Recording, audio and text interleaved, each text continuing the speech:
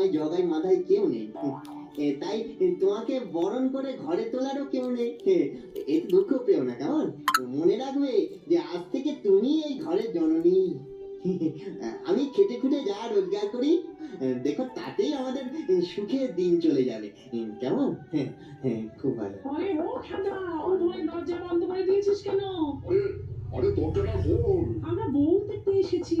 ব্যাস হয়ে গেল, বউ দেখার জন্য সকলে একেবারে আমলে পড়েছে। যত সব। শোনো, তুমি একবার উঠোনে এসে দাঁড়াও তো।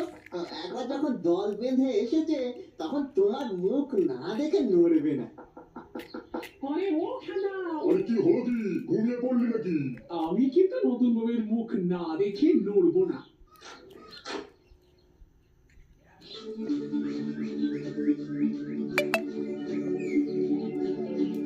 তো লাগাতে পারবে এটা আগুন?